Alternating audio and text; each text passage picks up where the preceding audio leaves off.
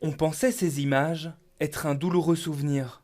Mais aujourd'hui, les hospitalisations se multiplient, les soins intensifs se remplissent. Au Chirec Delta, la situation s'est empirée récemment. Il faut garder l'espoir, hein, parce qu'après vous pourrez rentrer monter à l'étage et puis aller à la maison.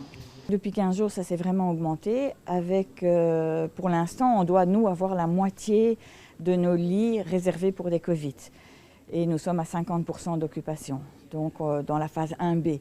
Je ne sais pas si on va devoir passer à la phase suivante de A, j'espère très fort que non, mais j'ai des doutes. Et si les admissions explosent depuis 2 semaines, le mouvement s'était amorcé début mars, aussi bien à l'hôpital Delta dans ses unités de soins intensifs et d'hospitalisation que dans le reste de la région bruxelloise. Mercredi, on comptait quasiment le double de patients hospitalisés qu'un mois auparavant.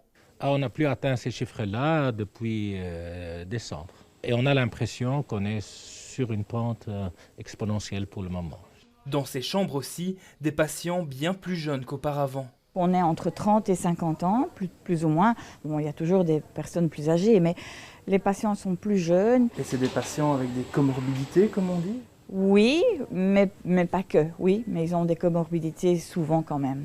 Et malgré les nouvelles restrictions dès ce week-end, la pression ne devrait pas redescendre tout de suite dans les hôpitaux.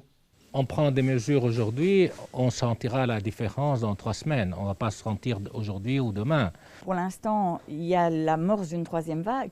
Maintenant, ça peut finir avec un plateau puis une redescente. Et je crois que c'est là qu'il faut jouer maintenant. C'est la vaccination. Il faut que cette campagne de vaccination s'accélère un peu. On n'est qu'à 1 million alors qu'on vaccine depuis 3 mois maintenant. Ce n'est pas normal dans un pays civilisé. L'espoir reste cependant de mise pour les soignants, avec ces petits bonheurs tout symboliques, comme cette dame qui remarche enfin après des mois aux soins intensifs.